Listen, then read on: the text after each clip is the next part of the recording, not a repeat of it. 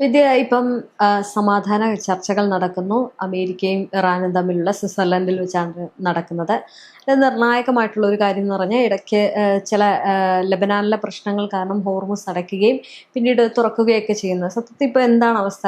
അത് പൂർണ്ണമായിട്ടും ഇറാൻ ഏതെങ്കിലും തരത്തിൽ ഇനി അടച്ചിടാൻ സാധ്യതയുണ്ടോ? അതോ ഈ ഒരു സമാധാന ചർച്ചകൾ വീണ്ടും വെള്ളത്തിലാകുമോ? രേഷ്മ, ഈ ഒരു സമാധാന ചർച്ച, ഒന്നാം ഘട്ട സമാധാന ചർച്ച അവസാനിച്ചിരിക്കുകയാണ്. വളരെ നല്ല രീതിയിൽ അവസാനിച്ചു എന്നാണ് ഇറാന്റെ വൈസ് പ്രസിഡന്റ് JD വാൻസും ഒപ്പം തന്നെ അബ്ബാസ് അരാഗ്ചിയും അതുമായി ബന്ധപ്പെട്ട് പറഞ്ഞിരിക്കുന്നത്. രണ്ടുപേരും ചർച്ചകൾ ഇതുവരെ വളരെ നല്ല രീതിയിൽ അവസാനിച്ചു എന്നാണ് പറഞ്ഞിരിക്കുന്നത്. പക്ഷെ ഇതിനിടയ്ക്ക് എപ്പോഴും നമ്മൾ ശ്രദ്ധിക്കുന്ന ഒരു കാര്യം, ചർച്ചകൾ ഇങ്ങനെ പുരോഗമിക്കുമ്പോഴും ഉണ്ടാകുന്നൊരു കാര്യം എന്ന് പറയുന്നത് അതിന്റെ മറുഭാഗത്ത് എപ്പോഴും ആക്രമണങ്ങളും അല്ലെങ്കിൽ വലിയ നരഹത്യകളും ഒക്കെ നടക്കുന്ന ഒരു സമയമാണ് ഈ ചർച്ചകളുടെ സമയം എന്ന് പറയുന്നത്. പക്ഷെ ഇവിടെ തികച്ചും വ്യത്യസ്തമായി ഭീഷണികളാണ് ഇക്കുറി മുഴക്കിക്കൊണ്ടിരിക്കുന്നത്. പക്ഷേ ഒപ്പം തന്നെ ഇസ്രായേൽ ലെബനനിലേക്ക് ആക്രമിക്കുകയും ചെയ്യുന്നുണ്ട്. അപ്പൊ ഈ ഒരു ആക്രമണ സമയത്താണ് അതിന്റെ ഭാഗമായി നേരത്തെ രേഷ്മ സൂചിപ്പിച്ചതുപോലെ തന്നെ ഹോർമൂസ് അടയ്ക്കുക എന്നൊരു ഘട്ടത്തിലേക്ക് ഇറാൻ എത്തിയത്. അപ്പോഴാണ് തിരിച്ച് ട്രംപിന്റെ വലിയ ഒരു ഭീഷണി ഉണ്ടാവുന്നത്. ഈ ചർച്ചയ്ക്ക് വന്ന ഒരു നേതാവും തിരിച്ച് ഇറാൻ കാണില്ല എന്നൊരു ഭീഷണി ട്രംപ് മുഴക്കിയിരുന്നു. പക്ഷെ ഇതിന് പുല്ലുവില പോലും ഇറാൻ നൽകിയില്ല എന്നുള്ളതാണ് ഈ ചർച്ച അവസാനിച്ചു എന്ന് പറയുമ്പോൾ നമുക്ക് മനസ്സിലാവുന്ന ഒരു കാര്യം. അതായത് ഇറാൻ പറഞ്ഞത്, ഞങ്ങൾ ചർച്ചയ്ക്ക് വന്നിട്ടുണ്ടെങ്കിൽ ഞങ്ങളുടെ ആവശ്യങ്ങൾ കൂടി പരിഗണിക്കുക എന്നുള്ളതാണ്. അതല്ല, ഏറ്റവും പ്രധാനപ്പെട്ട ഒരു ആവശ്യമാണ് തങ്ങളുടെ പ്രോക്സി ഗ്രൂപ്പുകളെ സംരക്ഷിക്കുക എന്നുള്ളത്. അപ്പൊ ഒരിക്കലും അമേരിക്ക വെടിനിർത്തലിന് തയ്യാറാകുന്നു, അതിനുശേഷം ഇസ്രായേൽ അവിടെ പോയി അടിക്കുന്നു എന്ന് പറയുന്നത് ഒരിക്കലും ശരിയായ രീതിയല്ല. തങ്ങളുടെ പ്രോക്സി ഗ്രൂപ്പായിട്ട് ഹിസ്ബുള്ളയും ഒക്കെ കാണുന്നുണ്ടെങ്കിൽ അതുപോലെ തന്നെയാണ് അമേരിക്കയുടെ പ്രോക്സി ഗ്രൂപ്പാണ് ഇസ്രായേൽ എന്നാണ് പരസ്യമായിട്ട് ഇറാൻ പറഞ്ഞത്. അപ്പൊ അവരെ നിയന്ത്രിക്കേണ്ട ഉത്തരവാദിത്തം അമേരിക്കയ്ക്കില്ലേ? അതാണ് ഇറാന്റെ ചോദ്യം. അങ്ങനെയെങ്കിൽ അമേരിക്ക അവരെ നിയന്ത്രിക്കുമെങ്കിൽ മാത്രം ഈ ചർച്ചകൾ മുന്നോട്ട് പോകാം. പക്ഷെ അതിനെക്കുറിച്ച് കൂടുതൽ കാര്യങ്ങളൊന്നും പുറത്തു വന്നില്ല എങ്കിൽ പോലും ചർച്ചകൾ തുടർന്നു എന്നതിനർത്ഥം അത് അമേരിക്ക അംഗീകരിച്ചു എന്ന് തന്നെയാണ്.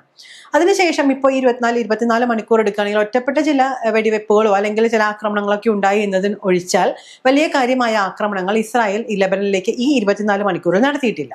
അതായത് അമേരിക്ക വലിയ നല്ല രീതിയിൽ താക്കീത് നൽകിയിട്ടുണ്ട്, ഇനി ഇതുമായി ബന്ധപ്പെട്ട് മുന്നോട്ട് പോകരുത് എന്ന് പറഞ്ഞിട്ടുണ്ട്. അപ്പോൾ ഈ ഒന്നാം ഘട്ട ചർച്ച അവസാനിക്കുമ്പോൾ നമുക്ക് മനസ്സിലാവുന്ന കുറച്ച് കാര്യങ്ങൾ, രണ്ട് തരത്തിലുള്ള സംഘടനകൾക്ക് രൂപം കൊടുത്തിട്ടുണ്ട്. അതിൽ ഒന്ന് എന്ന് പറയുന്നത്, ഈ ലെബനനിലേക്ക് ഇസ്രായേൽ ആക്രമണം നടത്തുന്നുണ്ടോ അതുമായി ബന്ധപ്പെട്ട കാര്യങ്ങൾ ദൈനംദിനം അതിനെ വിശകലനം ചെയ്യുക. അത് ഈ മധ്യസ്ഥ രാജ്യങ്ങൾ, അതായത് ഖത്തറും പാകിസ്ഥാനുമുള്ള രാജ്യങ്ങൾ അതിനെ വിശകലനം ചെയ്ത റിപ്പോർട്ട് ദിവസവും ഈ കമ്മിറ്റിക്ക്, രണ്ട് കമ്മിറ്റികൾക്കാണ് രൂപം കൊടുത്തിരിക്കുന്നത്, ഈ കമ്മിറ്റിക്ക് കൈമാറുക. അതിന്റെ അടിസ്ഥാനത്തിൽ ഒരു 60 ദിവസത്തെ ഒരു താൽക്കാലിക കരാറാണ് ഇപ്പോൾ ഉണ്ടാക്കിയിരിക്കുന്നത്. അതിനുശേഷം 60 ദിവസത്തിന് ശേഷം അന്തിമ കരാറിലേക്ക് പോകുമെന്നാണ് പറഞ്ഞിരിക്കുന്നത്. ഒപ്പം തന്നെ ഈ ഇപ്പോൾ സംസാരിച്ചുകൊണ്ടിരിക്കുന്ന 14 ഇന കരാറുകളെ കുറിച്ചും ഒരു അവലോകനം നടത്തി. ഈ 60 ദിവസവും ഇതിനെക്കുറിച്ച് കൃത്യമായ അവലോകനം നടത്തുക. റോഡ് മാപ്പുകൾ രൂപീകരിച്ചിട്ടുണ്ട്. ഇതിന്റെയൊക്കെ അടിസ്ഥാനത്തിൽ എല്ലാ ദിവസവും ഈ കരാറുകൾ എന്താണ് സംഭവിച്ചിരിക്കുന്നത് എന്നുള്ളത് കമ്മിറ്റിയെ അറിയിക്കാം. ഇതിന്റെ അടിസ്ഥാനത്തിലായിരിക്കും അന്തിമ കരാറിലേക്ക് പോകുന്നത്. അതായത് ചുരുക്കി പറഞ്ഞു കഴിഞ്ഞാൽ ഇറാൻ എന്തൊക്കെയാണോ മുൻപ് ആവശ്യപ്പെട്ടിരുന്നത് അത് മറ്റു യാതൊരു തടസ്സവും ഇല്ലാതെ ഇപ്പൊ അമേരിക്ക എഴുതി വെച്ച് കൊടുത്തിരിക്കുന്ന അവസ്ഥയാണ്. ഇറാൻ മുമ്പും ഇത് തന്നെയാണ് പറഞ്ഞിരുന്നത്, പരമാധികാരത്തിൽ കടന്നു കയറരുത്, തങ്ങൾക്ക് ആണവോർജം ഉണ്ടാക്കുന്നത് ഒരിക്കലും ഒരു ആണവായുധം ഉണ്ടാക്കി മറ്റു രാജ്യങ്ങളിൽ പരീക്ഷിക്കാനോ അല്ലെങ്കിൽ അവരെ നശിപ്പിക്കാനോ അല്ല, തങ്ങളുടെ സാങ്കേതികവും ഒപ്പം വിദ്യാഭ്യാസപരമായതും ശാസ്ത്ര സാങ്കേതിക വിദ്യക്ക് ഉതകുന്നതുമായ രീതിയിൽ ഉപയോഗിക്കാനാണെന്ന് പറഞ്ഞിട്ടുണ്ട്. അത് ഞങ്ങൾ ഇപ്പോഴും ഉണ്ടാക്കും, അതിന് യാതൊരു തടസ്സവും ആരും പറഞ്ഞിട്ട് കാര്യമില്ല, നിങ്ങൾക്ക് വേണമെങ്കിൽ പരിശോധിക്കാം, അത് കൃത്യമായ ഇടവേളകളിൽ പരിശോധിക്കാനുള്ള സാഹചര്യം ഒരുക്കിത്തരാം. ഇതാണ് ഇറാൻ പറഞ്ഞിരിക്കുന്നത്. പിന്നെ മറ്റൊന്ന്, ഉപരോധങ്ങൾ പൂർണ്ണമായും നീക്കണം, ഒപ്പം തന്നെ പിടിച്ചു വെച്ചിരിക്കുന്ന ഫണ്ട് തിരിച്ചു നൽകണം. ഈ കാര്യങ്ങളെല്ലാം തന്നെ JD വാൻസ് ഇപ്പോൾ അംഗീകരിച്ചിട്ടുണ്ട്. അതെല്ലാം നടപ്പിലാക്കി കൊടുക്കാം എന്ന് പറഞ്ഞിട്ടുണ്ട്. പിന്നെ പറഞ്ഞിരിക്കുന്ന മറ്റു കാര്യം, പ്രോക്സി ഗ്രൂപ്പുകളെ ആവശ്യമില്ലാതെ ആക്രമിക്കരുത്. ഇതും ഇപ്പോൾ നമുക്കറിയാം, ഈ 24 മണിക്കൂറിൽ ഈ ഒരു സംഭവത്തിന് ശേഷം ഹോർമൂസ് കടലിടുക്ക് അടച്ചതിന് ശേഷം തിരിച്ചു പോവില്ല എന്ന് പറഞ്ഞിട്ടും ഇറാൻ ഒന്നും പറഞ്ഞില്ല. ഇറാൻ പറഞ്ഞത് തങ്ങളുടെ കടുത്ത പ്രതിഷേധം മധ്യസ്ഥ രാജ്യങ്ങളെ അറിയിക്കുകയാണ് ചെയ്തത്. അപ്പോൾ അതിൽ എന്തെങ്കിലും കടുത്ത ഭാഷയിൽ തന്നെ ഇറാൻ പറഞ്ഞിട്ടുണ്ടായിരിക്കാം. അതുകൊണ്ടായിരിക്കാം അമേരിക്ക ഇസ്രായേലിനോട് പിൻവാങ്ങാൻ ആവശ്യപ്പെട്ടിരിക്കുന്നത്. അപ്പോൾ ഇറാന്റെ അനുകൂലമായ രീതിയിൽ കാര്യങ്ങൾ മുന്നോട്ട് പോകുന്നു എന്നാണ് ഈ ഒരു ചർച്ചയിൽ നിന്ന് നമുക്ക് മനസ്സിലാക്കിയെടുക്കാൻ സാധിക്കുന്ന കാര്യങ്ങൾ. ചർച്ചയുടെ കൂടുതൽ വിശദാംശങ്ങളൊന്നും ഇതുവരെ പുറത്തുവിട്ടിരിക്കുന്ന കാര്യങ്ങൾ ഇതൊക്കെയാണ്. പക്ഷേ ഒരു സാധാരണ മനുഷ്യനെന്ന രീതിയിൽ ഇതിനെയൊക്കെ വിശകലനം ചെയ്യുമ്പോൾ നമുക്ക് വായിച്ചെടുക്കാൻ കഴിയുന്ന കാര്യങ്ങൾ ഇതൊക്കെ തന്നെയാണ്. നിലവിലെ അവസ്ഥ സമാധാനപരമാണ്. ഒരുപക്ഷെ പശ്ചിമേഷ്യയിൽ ഇനി സമാധാനത്തിന്റെ നാളുകളായിരിക്കാം തുടർന്നുണ്ടാവുന്നത്. 60 ദിവസത്തിന് ശേഷം അന്തിമ ഈ കരാർ. ലെബനാനിലേക്ക് ഏതെങ്കിലും തരത്തിൽ ലംഘനങ്ങൾ നടത്തി, അതായത് ഈ വെടിനിർത്തൽ ലംഘനം നടത്തി ഇസ്രയേൽ ആക്രമണം നടത്തുകയാണെങ്കിൽ ഒരുപക്ഷെ ഈ ധാരണാപത്രം അല്ലെങ്കിൽ ഒപ്പുവെച്ചതൊക്കെ വെറുതെ ആകില്ലേ? അല്ലെങ്കിൽ പിന്നെ ഇറാൻ വീണ്ടും ഈ പറയുന്നത് പോലെ തന്നെ അമേരിക്കയ്ക്കും ഇസ്രയേലിനും കനത്ത പ്രഹാരം ഏൽപ്പിക്കുന്ന രീതിയിലേക്ക് പോകില്ല. കാരണം ഓരോ ചർച്ച നടത്തുമ്പോഴും അല്ലെങ്കിൽ ഓരോ ധാരണാപത്രത്തിൽ ഒപ്പിടുമ്പോഴും ഇറാൻ പറയുന്ന ഈ നിർദ്ദേശങ്ങൾ അവർ വളരെ വ്യക്തമാക്കിയിട്ടാണ് പറയുന്നത്. ഇത്തരം കാര്യങ്ങൾ പൂർണ്ണമായിട്ട് നിങ്ങൾ ഇപ്പോൾ ഉപരോധം ഹോർമുസ് കടലിടുക്ക് നമ്മൾ എടുക്കുകയാണെങ്കിൽ ഹോർമുസ് കടലിടുക്കിലെ ഉപരോധം പൂർണ്ണമായിട്ട് മാറ്റിയെങ്കിൽ മാത്രമേ അവരവിടെ അല്ലെങ്കിൽ അത് എല്ലാവർക്കും വേണ്ടിയിട്ട് തുറന്നു കൊടുക്കൂ. കഴിഞ്ഞ ദിവസം വന്ന വാർത്തകൾ അനുസരിച്ച് നോക്കുകയാണെങ്കിൽ ഇറാൻ അവിടെ ഏർപ്പെടുത്തിയിരിക്കുന്നത് ഒരു അപേക്ഷാ ഫോറം, അതായത് ഹോർമുസിലെ ഏതെങ്കിലും കപ്പലിന് അതുവഴി കടന്നു പോകണമെങ്കിൽ 24 മണിക്കൂറിനുള്ളിൽ ഏതെങ്കിലും ഒരു അപേക്ഷ നൽകണം എന്നുള്ളൊരു സംഭവം, അപേക്ഷ നൽകണം എന്നുള്ളൊരു സംഭവമുണ്ട്. അപ്പൊ അങ്ങനെ ഓരോരോ താക്കീത് അല്ലെങ്കിൽ ഓരോരോ കാര്യങ്ങൾ വെക്കുമ്പോൾ ഇറാന് വളരെ വ്യക്തമായിട്ട് അറിയത്തില്ല ഇത് എപ്പോഴെങ്കിലും പോകാം. ഇപ്പോൾ ഈ ഉപരോധം പൂർണ്ണമായിട്ട് മാറ്റാതെ ഇറാൻ അത് തുറന്നു കൊടുക്കുന്നതിൽ യാതൊരു കഴമ്പും ഇല്ല എന്നുള്ളത് ഇറാൻ അറിയില്ല. കാരണം അങ്ങനെ തുറന്നു കൊടുത്തു കഴിഞ്ഞാൽ അമേരിക്ക വീണ്ടും അവിടെ ആക്രമണം നടത്തും, അല്ലെങ്കിൽ ചതി എപ്പോഴും ഇവരുടെ ഭാഗത്തു നിന്ന് ഉണ്ടാകും എന്നുള്ള കാര്യം ഇറാൻ നേരത്തെ തൊട്ടേ അറിയാം. ആ ഒരു ചതിപ്രയോഗം ഏത് നിമിഷവും ഇവരെടുത്ത് പ്രയോഗിക്കുമെന്നറിയാം. അതുകൊണ്ടായിരിക്കാം ഒരുപക്ഷെ ഇപ്പോൾ ഈ കാര്യങ്ങൾ ചെയ്യുന്നത്, അതായത് ഈ ഹോർമസിന്റെ അടുത്ത് ഈ അപേക്ഷ വെക്കുന്നതല്ല. ഇപ്പൊ പറഞ്ഞു വരുന്നത് ഈ ഇറാൻ ഇത്തരം നീക്കങ്ങൾ നടത്തുമ്പോഴും വളരെ വ്യക്തമായിട്ടുള്ള കാര്യങ്ങൾ പറയുമ്പോഴും ഇസ്രയേലിന്റെ ഭാഗത്ത് നിന്ന് വീണ്ടും ലെബനാനിലേക്ക് ആക്രമണം നടക്കില്ലേ? അങ്ങനെ നടക്കുകയാണെങ്കിൽ ഇറാൻ തിരിച്ച് ഈ ഒരു ധാരണകളെല്ലാം മാറ്റിവെച്ചുകൊണ്ട് യുദ്ധത്തിലേക്ക് ഇറങ്ങും. തീർച്ചയായും ഈ ഒരു ധാരണാപത്രം 1-ാം ഘട്ട ചർച്ച അവസാനിക്കുന്നതിന് മുൻപ് തന്നെ ഇറാൻ വ്യക്തമാക്കിയിരുന്ന കാര്യങ്ങളാണ്. ഏതെങ്കിലും തരത്തിലുള്ള ഈ ധാരണാപത്രത്തിൽ പറഞ്ഞിരിക്കുന്ന 14 ഇന കരാറുകളിൽ ഏതെങ്കിലും തരത്തിലുള്ള നിയമലംഘനങ്ങൾ സംഭവിച്ചാൽ അതിന്റെ പൂർണ്ണ ഉത്തരവാദിത്തം അമേരിക്കയ്ക്കും നിലവിലെ അമേരിക്കൻ പ്രസിഡന്റ് ആയിരിക്കുന്ന നമ്മളുടെ ഡൊണാൾഡ് ട്രംപിനും ആയിരിക്കുമെന്ന് ഈ ഒരു കരാർ അവസാനിക്കുന്ന ഘട്ടത്തിൽ തന്നെ, അല്ലെങ്കിൽ ക്ഷമിക്കണം, ഈ ഒരു ചർച്ച 1-ാം ഘട്ട ചർച്ച അവസാനിക്കുന്ന ഘട്ടത്തിൽ തന്നെ ഇറാൻ വ്യക്തമാക്കിയിട്ടുള്ള കാര്യമാണ്. അതിനനുസരിച്ച് ഇനി ഏതെങ്കിലും തരത്തിലൊരു അമേരിക്ക അല്ലെങ്കിൽ ഇസ്രായേൽ ഒരു ആക്രമണം നടത്തിയാൽ അമേരിക്ക പൂർണ്ണമായി ഉത്തരവാദിത്തം ഏറ്റെടുക്കണം. അതിനാണ് ഈ രാജ്യങ്ങളുടെ മധ്യസ്ഥതയിൽ തന്നെ, അല്ലെങ്കിൽ ഈ രാജ്യങ്ങളുടെ മധ്യസ്ഥതയിൽ ഒരു സമാധാന ചർച്ച കരാർ ഉണ്ടാക്കിയിരിക്കുന്നത്. എല്ലാ രാജ്യങ്ങളോടും അനുവാദം വാങ്ങിച്ചിട്ട് അല്ലെങ്കിൽ അവരുടെ ഒരു ധാരണാപത്രം ഒപ്പുവെച്ചതിന് ശേഷം പിന്മാറിയാൽ അത് അമേരിക്കയുടെ മാത്രം ഉത്തരവാദിത്തമായിരിക്കും.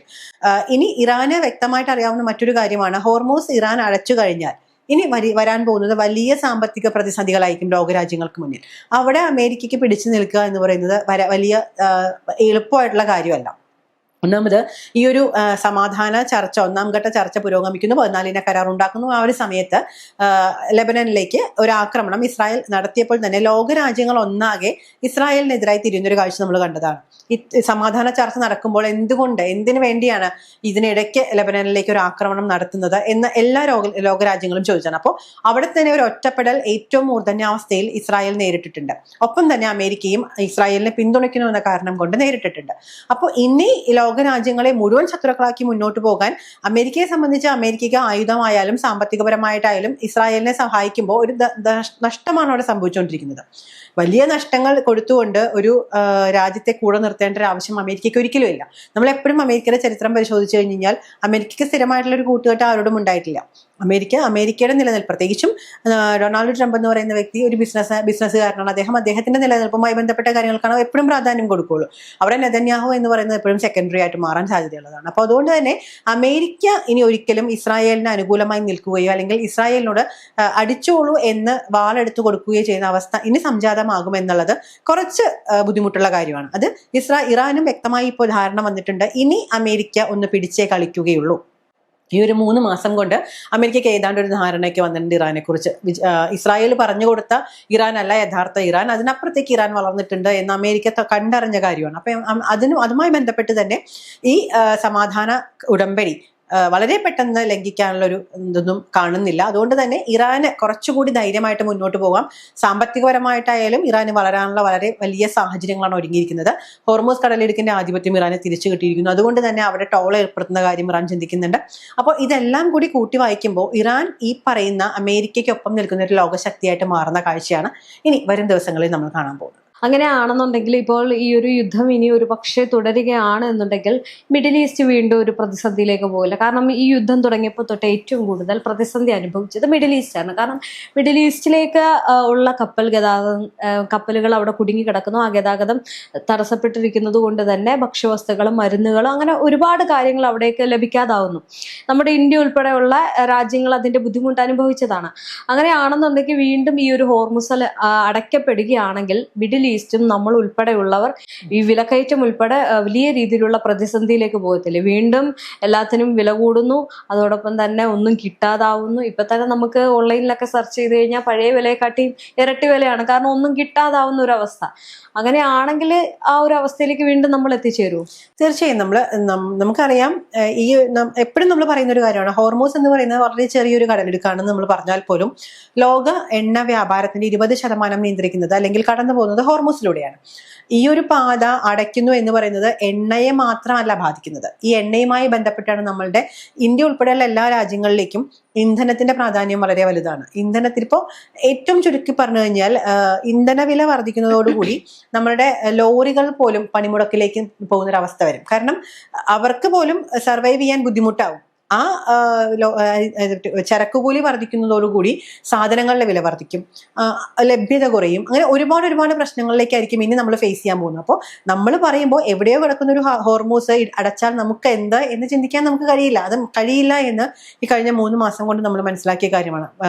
മറ്റ് ഇന്ധനങ്ങൾ ഗ്യാസ് കിട്ടാതാവുന്നു.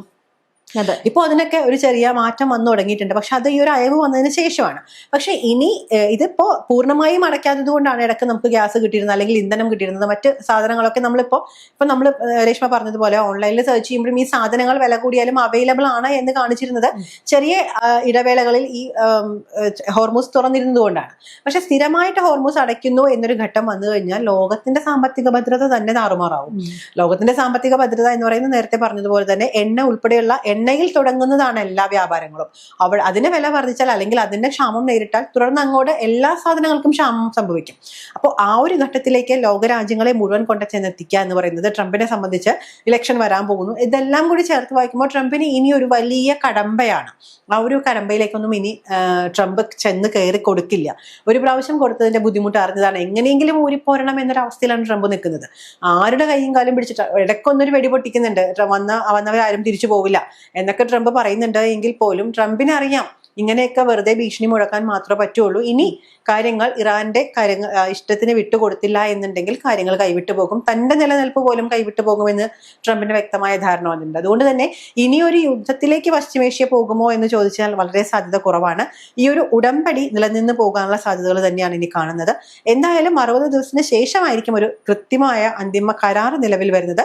പക്ഷെ ആ കരാറിലേക്കുള്ള എന്തൊക്കെ മാറ്റങ്ങളാണ് ഇനി കരാർ അനുസരിച്ച് വരുത്തേണ്ടത് എന്നാണ് ഈ 60 ദിവസം നിരീക്ഷിക്കപ്പെടുന്നത്. അതിനുശേഷം കൃത്യമായ ഒരു കരാർ വരികയും ഒരുപക്ഷെ ഇപ്പോൾ ഉണ്ടാക്കിയ കരാറിലും വളരെ സുതാര്യമായ ഒരു കരാർ ഇറാന് ലഭിച്ചേക്കാം എന്നുള്ള കാര്യത്തിലേക്കാണ് കാര്യങ്ങൾ എത്തിക്കൊണ്ടിരിക്കുന്നത്. ഈ 14 ഇന കരാറിൽ 12 ആവശ്യങ്ങളും ഇറാന്റെ ആവശ്യങ്ങളാണ് അംഗീകരിച്ചിരിക്കുന്നത്. അതിൽ 2 ആവശ്യങ്ങൾ മാത്രമാണ് അല്ലാത്ത കരാറിൽ ഉൾപ്പെടുത്തിയിട്ടുള്ളൂ.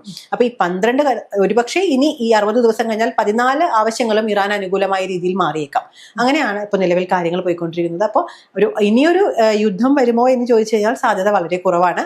പക്ഷെ ഇസ്രായേലിനെ മെരിക്കാനുള്ള അടവുകളൊക്കെ അമേരിക്കയും പയറ്റുന്നുണ്ട്. സാമ്പത്തികമായിട്ടുള്ള സഹായങ്ങൾ നിലച്ചു കഴിഞ്ഞാൽ അല്ലെങ്കിൽ ആയുധങ്ങളുടെ വരവൊക്കെ അമേരിക്കയിൽ നിന്നുള്ള ഇറക്കുമതിയൊക്കെ നിലച്ചു കഴിഞ്ഞാൽ ഇസ്രായേലും ഒതുങ്ങിപ്പോകും. ഇസ്രായേലിന് മറ്റു മാർഗങ്ങളില്ലാതെ ആയി പോകും. ഒറ്റയ്ക്ക് നിൽക്കാൻ ഒരിക്കലും കെൽപ്പുള്ള രാജ്യമൊന്നും അല്ല ഇസ്രായേൽ. അമേരിക്കയുടെ പിന്തുണയോടുകൂടി അമേരിക്ക എന്ന് പറയുന്നത് വലിയ എന്തോ സംഭവമാണ്. അപ്പൊ ഞങ്ങളുടെ കൂടെ അതുണ്ട് എന്നുള്ള നമ്മൾ സിനിമയിലൊക്കെ കാണില്ലേ, ഈ ഗുണ്ട തലവന്മാരെ മുൻനിർത്തി ചെറിയ ഗുണ്ടകളൊക്കെ ഇറങ്ങുന്നത്, അതുപോലത്തെ ഒരു അവസ്ഥയാണ് ഇസ്രായേൽ കാണിച്ചു കൂട്ടിയത്. ഇപ്പൊ മനസ്സിലായി തന്റെ മുമ്പിൽ നിൽക്കുന്ന രാജ്യം ആദ്യം ഓടും. അതുകൊണ്ട് തന്നെ ഇനി പിടിച്ചു നിൽക്കാൻ പറ്റില്ല എന്ന് ഇസ്രായേലിന് മനസ്സിലായിട്ടുണ്ട്.